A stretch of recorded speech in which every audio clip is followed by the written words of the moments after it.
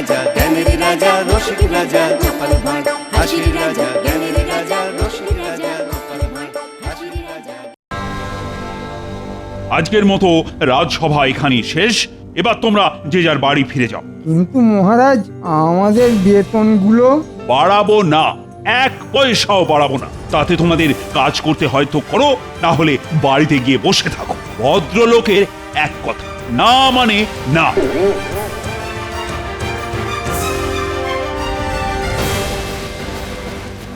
এবার কি হবে? বাজারে জিনিসপত্রের যা আগুন ছোঁয়া দাম। বেতন না বাড়লে এবার আমাদের বাজার করা বন্ধ হয়ে যাবে বলে মনে হচ্ছে। বেতন না বাড়লে ভাত ডাল ছেড়ে খেয়ে থাকতে হবে জল। বাবারে বাবা, একেবারে মরার কল। আমি তো চেষ্টা করলাম, কিন্তু মহারাজ যখন একবার না বলে দিয়েছেন তখন সেটা হ্যাঁ আর হবে না। কে বলেছে হবে না? হাল ছেড়ে দিলে চলবে না। যে করেই হোক মহারাজের নাকে হ্যাঁ করাতেই হবে। ওই অমনি গোপাল নিজের বুদ্ধি ফলাতে শুরু করে দিয়েছে। শুনুন সবাই, আমি আপনাদের সবাইকে একটা বুদ্ধি দিচ্ছি। আগামীকাল যখন আপনারা রাজসভায় আসবেন, তখন মহারাজের জন্য কিছু একটা উপহার নিয়ে আসবেন। কেমন কেমন উপহার গোপাল? অন্যরকম উপহার, যেমনটা মহারাজ সচরাচর পান না। অন্যরকম উপহার? সেটা কোথায় কিনতে পাওয়া যাবে শুনি? কেনার কি দরকার? সেসব তো আপনাদের কাছেই আছে। আমাদের কাছেই আছে? আগে হ্যাঁ, আপনারা যারা যে কাজে পারদর্শী, আগামীকাল রাজসভায় মহারাজকে সেই কাজটাই উপহার দেবেন।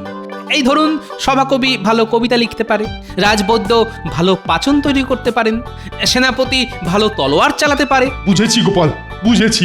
হ্যাঁ হ্যাঁ, আমরা সবাই বুঝেছি। তোমার বুদ্ধিমতো চললে আমাদের বেতন বাড়বে বলছো? মহারাজকে খুশি করতে পারলে বেতন বাড়বে বই কি। গোপাল কথাটা নেহাত মন্দ বলেন। কয়েকদিন আগেই মহারাজ আমাকে বলছিলেন রাজ্যের শেষ প্রান্তে একটা ইদারা খোঁড়ার কথা। যাই গিয়ে বটা ঘটাকে কাজে লাগিয়ে দিই। আগামীকাল রাজসভায় মহারাজকে দেখাতে হবে আমি কত কাজ করি। ও মন্ত্রী মশাই, আরে চললেন কোথায়? কাজ করতে আমি কি তোমার মতন নাকি যে খালি বসে বসে গুলতানি করব আর মাসের শেষে বেতন নিয়ে যাব? আমি হলাম রাজ্যের মন্ত্রী। আমার অনেক কাজ, বুঝেছো? চলি চলি।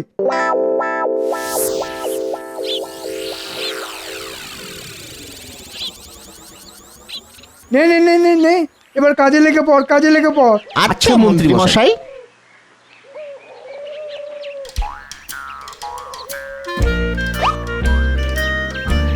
এবার বলুন তো জাহাপানা, এটা কি?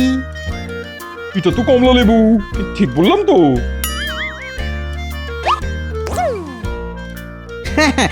জাহাপানা একদম ঠিক বলেছেন।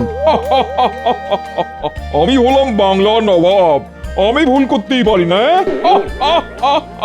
এটাও আপনি ঠিকই বলেছেন জাহাপানা, একদম ঠিক বলেছেন। একদম ঠিক। তবে দুঃখ একটাই, কিছুতেই কৃষ্ণচন্দ্রকে কারাগারে ঢুকিয়ে কৃষ্ণনগর রাজ্যটা হাতিয়ে নিতে পারছি না। আমি বলি কি জাহাপানা, এত সহজে হাল ছেড়ে দেবেন না। যে করেই হোক আমাদের মহারাজ কৃষ্ণচন্দ্রকে কারাগারে ঢুকিয়ে কৃষ্ণনগর রাজ্যটা হাতিয়ে নিতেই হবে। ঠিক বলেছ উজির, আমি এত সহজে হাল ছেড়ে দেবো না। আগামীকাল সূর্যের আলো ফোটার সঙ্গে সঙ্গেই আমি কৃষ্ণনগরের উদ্দেশ্যে রওনা দেবো এবং সূর্য ডুবে যাওয়ার আগেই কৃষ্ণচন্দ্রকে কারাগারে ঢুকিয়ে ছাড়বো, এই আমি বলে দিলাম। হ্যাঁ কেন জি, তোমার কি আমার উপর কোনো সন্দেহ আছে? না ঠিকই বলেছেন জাহাপানা, আপনি তো ঠিকই বলেছেন। কি বললে? না মানে আপনি আগামীকাল সূর্য ডুবে যাওয়ার আগে কৃষ্ণচন্দ্রকে কারাগারে ঢুকিয়ে ছাড়বেন, এটা আপনি ঠিক বলেছেন। মানে ও তাই বলো? একটুর জন্য বেঁচে গেলাম।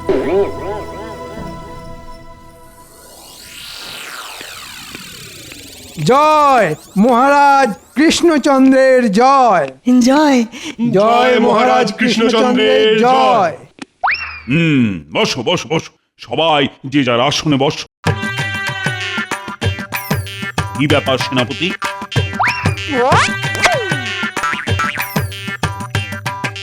এই নিন মহারাজ ফলাহার করুন। বাহ বাহ, দারুণ দারুণ।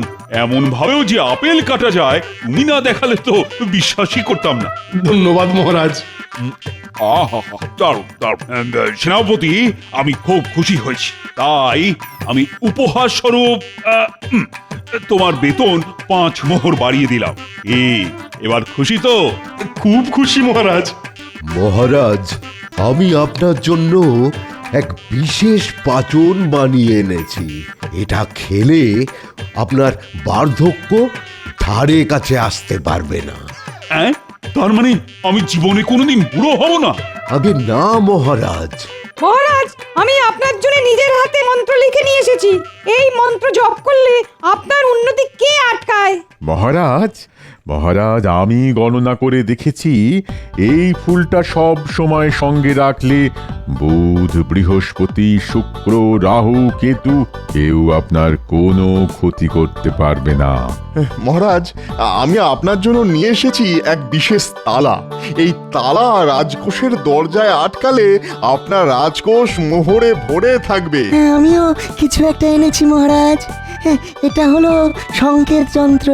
হ্যাঁ, রাত দুপুরে রাজবাড়িতে ডাকাত পড়লে সবার আগে এই সংকেত যন্ত্রই বেজে উঠবে। মহারাজ, আমিও কিছু কম যাই না।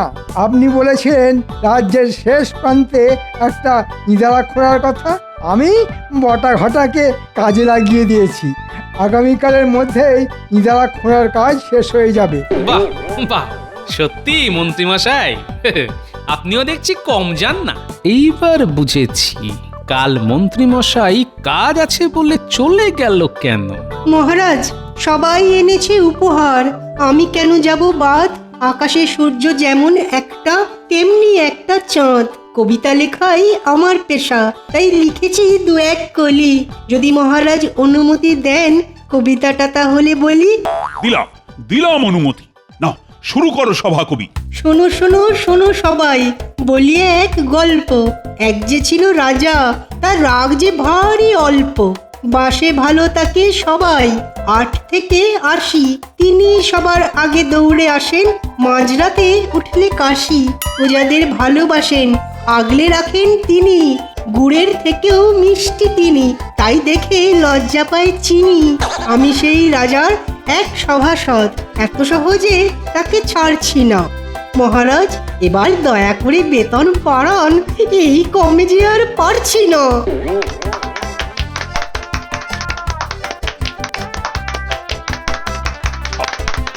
সাবাস সাবাস সভাকবি, সাবাস। তুমি একটা কবিতা দিয়ে আমার সম্পর্কে কত ভালো ভালো কথা বললে, শুনে আমার চোখে জল চলে এলো। আমি আমি অবশ্যই তোমাদের বেতন বাড়াবো। না না না না না, সবার নয় মহারাজ। গোপাল আপনার জন্য কিছুই নিয়ে আসেনি, তাই ওর বেতন বাড়াবেন না। হ্যাঁ, সত্যি তো গোপাল, সবাই আমার জন্য কিছু না কিছু নিয়ে এসেছে, একমাত্র তুমি ছাড়া। আগে সবাইকে এই বুদ্ধিটা কে দিয়েছে একবার জিজ্ঞাসা করে দেখুন না মহারাজ। এই রে, গোপালকে বলতে দিলে চলবে না, তাহলে মহারাজ সত্যিটা জেনে যাবে। আমি যদি গতকাল... চুপ করো গোপাল, আর অজুহাত দিও না তো। হ্যাঁ হ্যাঁ, এবারে সব বন্ধ করো। আমি সভাকবির কবিতা শুনে আপ্লুত এবং তোমাদের কাছ থেকে উপহারগুলো পেয়ে খুবই খুশি হয়েছি। তাই আমি ঘোষণা করলাম, আজ থেকে গোপাল বাদে সবার বেতন আমি 5 মোহর করে বাড়িয়ে দেব। এটা কিন্তু ঠিক করলেন না মহারাজ। কি ঠিক করেনি কৃষ্ণচন্দ্র? শুনি শুনি। নবাব বাহাদুর, আপনি? আগে সেটা মহারাজের মুখ থেকেই শুনুন না। বলো বলো শুনি কৃষ্ণচন্দ্র। না মানে আমার সভাসদরা তো এক একটা রত্ন, তারা সবাই আমার জন্য আজ উপহার নিয়ে এসেছে, একমাত্র গোপাল ছাড়া। তাই মানে বাবা বাবা, তা আজ কি কি উপহার পেলে দেখাও দেখি। এই দেখুন জাহাপানা, তবে সব থেকে বড় উপহারটা আমি আপনাকে চোখে দেখাতে পারবো না, কারণ সেই উপহার চোখে দেখে নয়, কানে শুনে উপভোগ করতে হয়। বেশ বেশ, তবে তবে শোনাও শুনি। আপনি তো জানেন নবাব বাহাদুর, আমার রাজসভার সদস্যদের মতন সভাসদ গোটা বাংলায় কোনো রাজারই নেই। আমি রীতিমতো গর্ববোধ করিয়ে দিই সবাইকে নিয়ে। আজ আপনাকে তার একটা ঝলক আমি দেখাবো। শোনাবো। রাজসভার সভাসদদের নিয়ে কৃষ্ণচন্দ্রের বড্ড দিমাগ হয়েছে দেখছি। সভাকবি আজ এমন একটা কবিতা লিখে নিয়ে এসেছে যেটা শুনলে আপনি আপনার চোখের জল ধরে রাখতে পারবেন না, আমি কথা দিলাম। এই সুযোগ জাহাপনা কৃষ্ণচন্দ্রকে চেপে ধরুন। বুঝেছি হুজির, বুঝেছি। তাই নাকি? আর কবিতা শুনে যদি আমার চোখ দিয়ে জল না বেরোয় তখন? না না না না না, এই কিছুতেই হতে পারে না। সভাকবির কবিতা শুনে আপনার চোখ দিয়ে জল না বেরোলে আপনি যা বলবেন আমি তাই করব। বেশ, কবিতা শুনি আমার চোখ দিয়ে জল আর করতে না পারলে আমি তোমাকে কারাগারে ঢোকাবো কৃষ্ণচন্দ্র, সঙ্গে সঙ্গে তোমার রাজসভার সব সদস্যদেরও, বুঝেছো? হ্যাঁ নয় হ্যাঁ, একটু আগেই তুমি বলেছো সভাকবির কবিতা শুনে আমার চোখ দিয়ে জল না বেরোলে আমি যা বলবো তুমি তাই করবে। নাও নাও এবারে বোঝো ঠেলা। একেই বলে গোদের উপর বিষ ফোঁড়া। মহারাজ, আপনি নিজের হাতে নিজের কবর খুঁড়লেন। তুমি চুপ করো না গোপাল। আমাদের সভাকবি কবিতা শুনিয়ে নিজের বেতন যখন বাড়াতে পেরেছে তখন নবাব বাহাদুরকেও নিশ্চয়ই কাঁদাতে পারবে। সভাকবি, শুরু করো তোমার কবিতা। হ্যাঁ, তবে করি শুরু। বুক করে দুরু দুরু। শোনো শোনো সবাই, বলি এক গল্প। এক যে ছিল রাজা, তার রাগ বড় অল্প। বাসে ভালো তাকে সবাই, 8 থেকে 80। তিনি সবার আগে দৌড়ে আসেন, মাঝরাতে উঠলে কাশি। প্রজাদের ভালোবাসেন, আগলে রাখেন তিনি। গুড়ের থেকেও মিষ্টি তিনি, তাই দেখে লজ্জা পায় চিনি। আমি সেই রাজার এক সভাসদ, এত সহজে তাকে ছাড়ছি না। মহারাজ, এবার দয়া করে বেতন বাড়ান, এই কমে যে আর পারছি না। দূর, চোখের জল তো এলোই না। এ তো তোমার জয়গান করছে, আমার কি? চলো কৃষ্ণচন্দ্র, এবার কারাগারে ঢুকবে, চলো। নবাব বাহাদুর, দয়া করে এত তাড়াতাড়ি কোনো সিদ্ধান্ত নেবেন না। আমি বলি কি, আপনি আমাদের একটা দিন সময় দিন। কি করবো জির? দিয়ে দিন সময়। আপনি তো জানেন আপনি না চাইলে আপনার চোখ থেকে এক ফোঁটাও জল পড়বে না, সে যত ভালোই কবিতা হোক না কেন। ঠিক বলেছো উজির, বরং সময় দিয়ে কৃষ্ণচন্দ্রকে একটু চাপে রাখা যাবে। ঠিক আছে, বেশ বেশ, আমি আজ কৃষ্ণনগরী থেকে গেলাম। আগামীকাল কবিতা শুনে তবেই মুর্শিদাবাদে ফিরবো। চলো চলো উজির, চলো।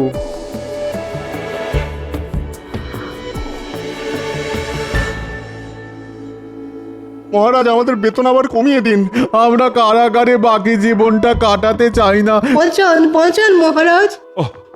আমি যে এবার কি করি, কি কুক্ষণে নবাব বাহাদুরের সামনে সভাকবির কবিতার প্রশংসা করতে গেলাম কে জানে।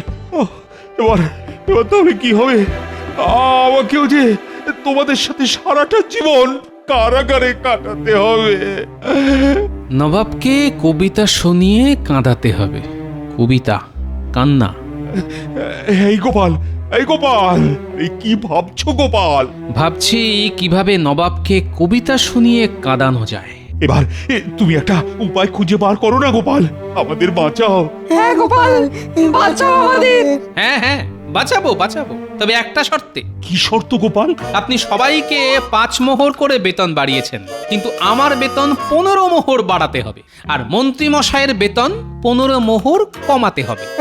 হ্যাঁ নয় হ্যাঁ, একমাত্র এই শর্তেই আমি আপনাদের সবাইকে বাঁচাতে পারি। রাজি হয়ে যান মহারাজ, রাজি হয়ে যান। হ্যাঁ মহারাজ, শর্ত মেনে নিন। এরকম করো না গোপাল। কেন? আমার পিছনে লাগার সময় মনে ছিল না? মহারাজ বলুন, আপনি রাজি কিনা? সবাই যখন বলছে তখন আমি রাজি। ব্যাস, আগামীকাল আমি বাড়ি থেকে কবিতা লিখে নিয়ে আসব, আর সেই কবিতা শুনে নবাব বাহাদুর কিছুতেই চোখের জল ধরে রাখতে পারবে না, এই বলে দিলাম। এখন আমি চলি মহারাজ, বাড়ি গিয়ে বুদ্ধির গোড়ায় একটু ধুলো দিতে হবে যে। আসি। হ্যাঁ, বলে কি গোপাল লিখবে কবিতা?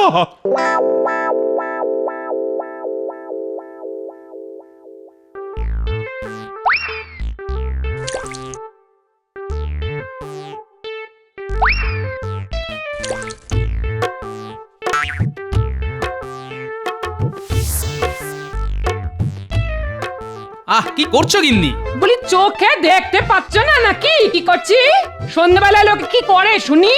বেশ বেশ বেশ, সন্ধে দেওয়া হয়ে গেলে আমাকে একটু মুড়ি মেখে দিও তো। মহারাজ মহা বিপদে পড়েছেন বুঝলে। মুড়ি খেয়ে পেট না ভরালে মহারাজকে বাঁচানোর বুদ্ধি কিছুতেই মাথায় উঠে আসবে না। এ কি যা কি হলো গিন্নি? কি আবার হবে? প্রদীপের তেল শেষ। এই তোমাকে গতকাল বললাম না বাজার থেকে সর্ষের তেল নিয়ে এসো, এনেছিলে? এই রে যা, একেবারে ভুলে গেছি। ঠিক আছে গিন্নি, একদিন সন্ধ্যাবেলা প্রদীপ না জ্বালালে কিচ্ছু হবে না। তবে শুনে রাখো, একদিন সন্ধ্যেবেলা মুড়ি মাখা না খেলেও কিছু হবে না। হ্যাঁ নয়, হ্যাঁ, শুধু প্রদীপ জ্বালাতে নয়, মুড়ি মাখাতে গেলেও সর্ষের তেল দরকার। না না, আমি এক্ষুনি যাচ্ছি বাজারে। তুমি দাঁড়াও গিন্নি, আমি ছুটতে যাব আর দৌড়ে আসবো।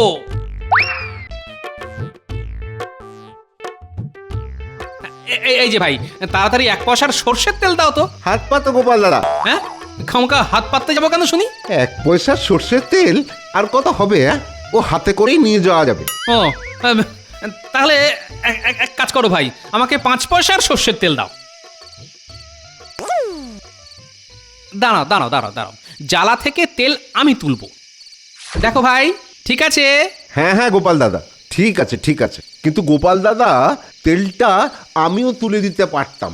আরে পাগল, গোপাল এমনি এমনি কিছু করে না। এই দেখো, জ্বালা থেকে তেল বার করতে গিয়ে আমার হাতে সর্ষের তেল লেগে গেছে। এবার এটা আমি মাথায় মেখে নিলাম।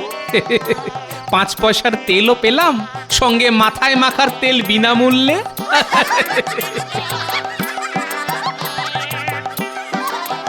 হ্যাঁ সত্যি, গোপাল দাদার কত বুদ্ধি।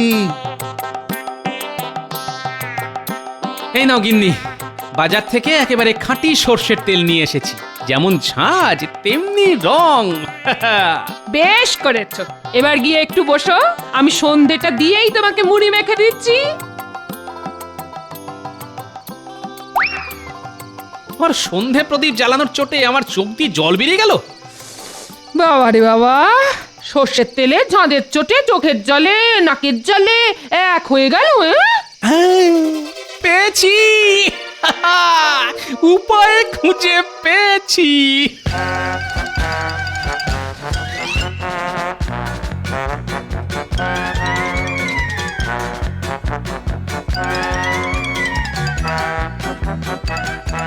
এই এই এই এই কি করছো এটা তুমি? মহারাজ সমেত রাজসভার সব সদস্যদের কারাগারে বাকি জীবনটা কাটানোর হাত থেকে বাঁচাচ্ছি গিন্নি। এটাই হলো আমার মোক্ষম অস্ত্র। না, এবার মুড়ি খেয়ে কবিতাটাও লিখে ফেল। কাল একেবারে কাক ভোরে আমাকে একবার রাজবাড়ি যেতে হবে।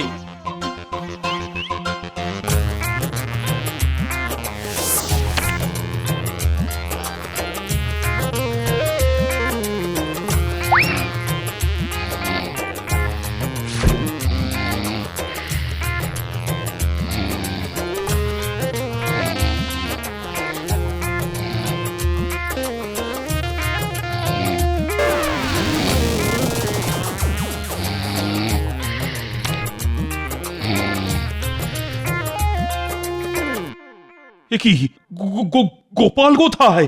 আগে এসে থেকে তো আমি সেটাই ভাবছি মহারাজ। মহারাজ, ওই দেখুন, গোপাল বোধহয় কবিতা লিখে নিয়ে এসেছে। তাই নাকি? তা কেমন কবিতা লিখেছো? নবাবকে শোনাবার আগে একবার আমাদের শোনাও দেখি। না না, এ খুবই বেদনাদায়ক কবিতা। শুনলে আপনারা সবাই কেঁদে ভাসিয়ে দেবেন মহারাজ। তার চেয়ে বরং একেবারে নবাব বাহাদুরকে যখন শোনাবো তখনই শুনবেন। চলুন চলুন, এবার তাড়াতাড়ি নবাব বাহাদুরের ঘরে চলুন।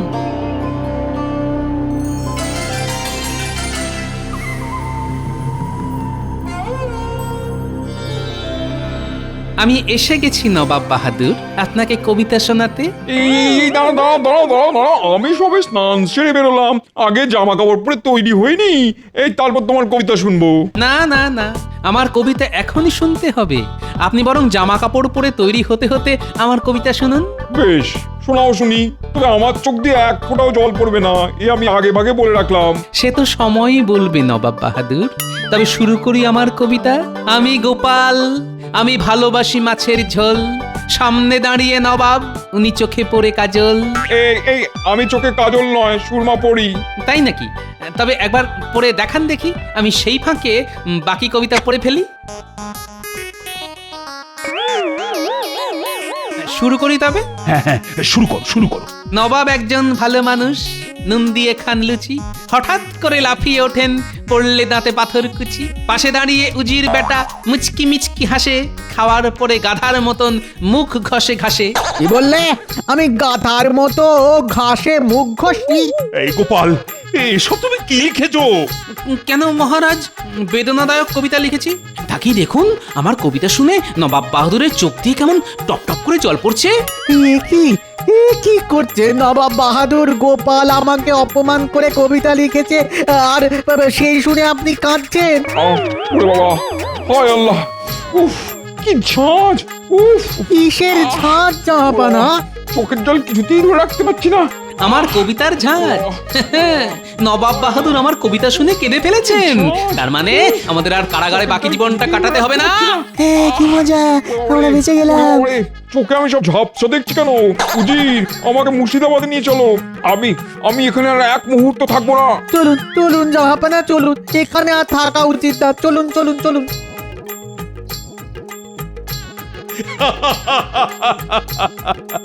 সাবাস সাবাস গোপাল, সাবাস। বলি, কি করে করলে এই অসাধ্য সাধন? আগে সব রহস্য এর ভেতরেই আছে মহারাজ। এটা তো সুরমা। আগে না, এটা হলো খাঁটি সর্ষের তেলের কালি। গতকাল রাতে প্রদীপের উপর পাতা ধরে এই কালি আমি সংগ্রহ করেছি। এই কালির এত ঝাঁজ যে নবাব বাহাদুর মুর্শিদাবাদে ফিরে গেল আজ দিনটা চোখে ঝাপসা দেখবেন। বুঝেছি গোপাল, বুঝেছি। তার মানে নবাব বাহাদুর চোখে জল তোমার কবিতা শুনে নয়, তোমার সংগ্রহ করা কালি মেখে এসেছে। একদম ঠিক ধরেছেন মহারাজ। মহারাজ, এবার আমার বেতনটা 15 মোহর বাড়িয়ে দেবেন তো মহারাজ?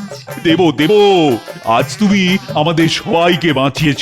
আজ থেকে গোপাল ভাঁড়ের বেতন 15 মোহর বাড়লো, আর গোপালের দেওয়া শর্ত অনুযায়ী মন্ত্রীর বেতনও 15 মোহর কমলো। আরে, আমার বেতন কমে গেল। এবার আমার ট্যাক্স হয়ে যাবে খালি, হয়ে যাবে খালি।